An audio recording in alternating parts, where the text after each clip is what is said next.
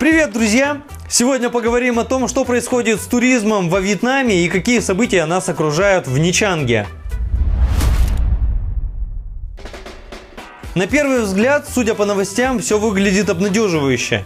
Вьетнам готовится к туризму, выходят позитивные новости о том, что планируются международные рейсы, определены территории для иностранных туристов, во Вьетнаме начинают возобновлять внутренний туризм и передвижение по стране тоже. И я сам полагал, что все так и будет. Но последние события для меня были очень показательны и сбивают с толку. Вот такой случай произошел конкретно со мной. Я живу в многоквартирном доме, и здесь в одной квартире у одного человека обнаружили коронавирус. Сразу же началась небольшая паника, и в экстренном порядке был введен запрет на выход из дома. Было это сделано для того, чтобы сразу всех протестировать и выявить другие возможные случаи.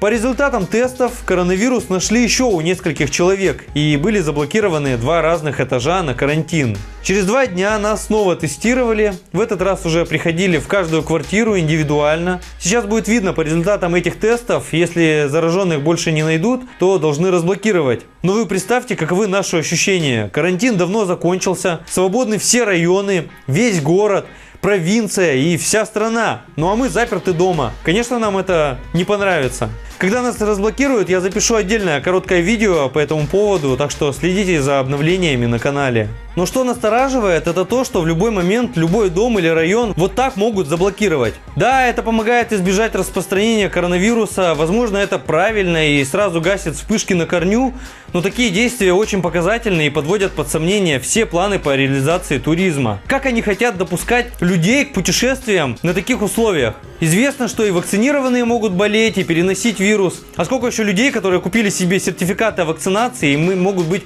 обычными переносчиками коронавируса? В таком случае иностранные туристы могут оказаться в одном самолете или отеле с переносчиком вируса и будут обречены на строгий карантин. Так получается. Об этом вообще ничего не говорится. Объявлено, что все прибывшие должны будут пройти 7-дневный карантин, а потом смогут выходить уже и где-то перемещаться еще. Причем это будет не полная свобода передвижения, а как-то ограничена. И что тогда за отдых такой получается, когда ты находишься под постоянным надзором и ограничен в передвижении? Первые международные рейсы планируется разрешить для ближайших стран: Японии, Кореи, Тайваня, Сингапура, Таиланда, Малайзии, Китая, и также для Франции, Германии, Австралии, США и России. Но эти все планы на деле при выполнении могут оказаться не такими радужными. Поэтому я бы никому не рекомендовал быть в числе первых прибывших туристов во Вьетнам. Это реально как-то рискованно. А уж тем более с возрастающей заболеваемостью коронавирусом в России. Можно просто заплатить за такую, скорее всего, дорогую путевку, еще и оказаться в условиях сильных ограничений. Да, отель окажется очень хорошим, будет тепло и красиво, но без выезда куда-либо не очень такое полноценное удовольствие. Хотя есть и любители такого отдыха тоже. И, кстати, есть данные, что уже существует много приобретенных туров в России. Пишут, что российскими туристами забронировано несколько десятков тысяч туров. Скорее всего, в это число входят заранее купленные путевки, которые были приобретены еще до пандемии. Но я слышал, что все это время, пока Вьетнам закрыт,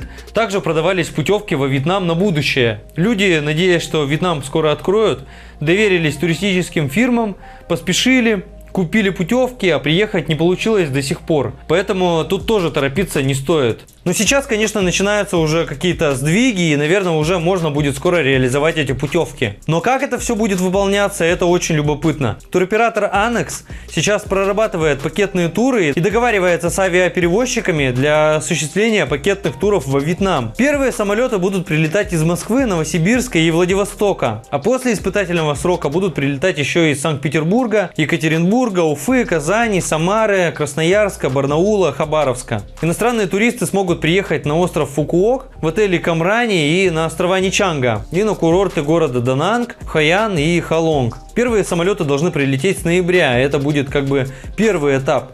Второй этап будет с января, и к этому времени будут одобрены еще курорты в других городах. Но при этом, при всем, надо, чтобы было и куда ехать. Если все вот так будет крайне изолировано, а большинство туристических предприятий в упадке из-за отсутствия туристов, то что тогда тут делать? Этот вопрос тоже обсуждают. Третий этап намечен на апрель.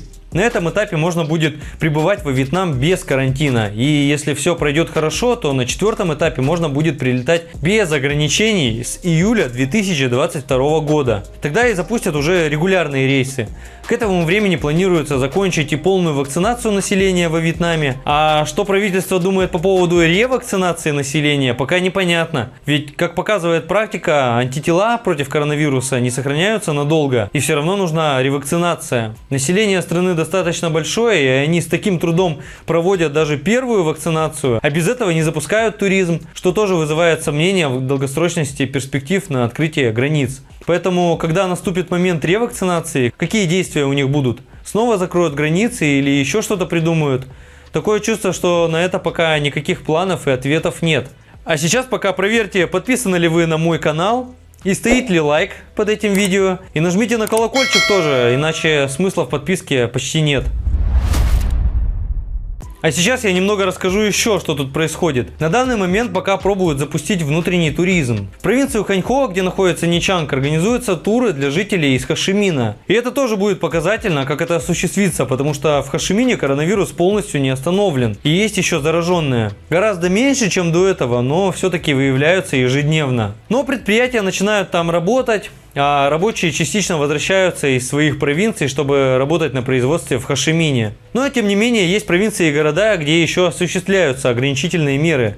Где-то есть комендантский час, школьное обучение проходит онлайн. Да даже вот в Ничанге у нас выявили зараженных, а они ведь тоже от кого-то заразились. Говорят, что на рынке. Получается, люди еще ходят свободно и могут заражать друг друга. Тоже такая непонятная ситуация. Массовых ограничений нет, но периодически районы и дома с зараженными блокируют в Ничанге и других городах. Тем не менее, открываются туристические фирмы, они не работали несколько месяцев и сейчас будут осуществлять внутренние туры с учетом послаблений по разрешенным маршрутам. Ну и тут тоже куча сложностей. Во-первых, в разных провинциях и городах разные ограничения. Куда-то еще совсем нельзя приехать, куда-то можно приехать, но пока все там закрыто и делать там нечего.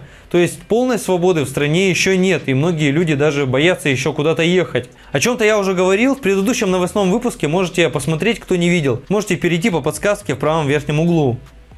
А вообще в Ничанге много обновлений планируется. Есть интересные проекты, которые в будущем реализуют для туристов. Много чего нового откроется в плане увеселительных заведений. Здесь постоянно что-то обновляют, ремонтируют, достраивают. Сейчас меняют, например, тротуары на центральном пляже. А еще планируют построить новый мост на замену старого моста на реке Кай. Этот мост соединяет центральную часть города и север Ничанга. Мост был построен еще в 1968 году и уже сильно устарел, поэтому есть план еще 2017 года по строительству нового, более широкого моста в этом месте. Надеюсь, его быстро построят, а то его уже закрывали однажды и были ужасные пробки из-за этого на соседнем мосту. А еще на нашем локальном карантине я смог посмотреть нашумевший сериал «Игра в кальмара». Это, конечно, действительно впечатляюще. Кто смотрел «Респект», а кто еще нет, обязательно посмотрите. Сериал действительно не отпускает до конца, смотрится на одном дыхании. Очень захватывающий, вызывает яркие эмоции и впечатления. Очень интересный аттракцион для зрителей. Неожиданные сюжетные повороты и захватывающие испытания действительно не дают расслабиться до конца. Есть нераскрытые моменты там, которые, скорее всего, должны показать во втором сезоне. Будем ждать. Надеюсь, продолжение будет не хуже первого сезона. Если смотрели, то пишите свои отзывы и мнения по поводу сериала в комментарии.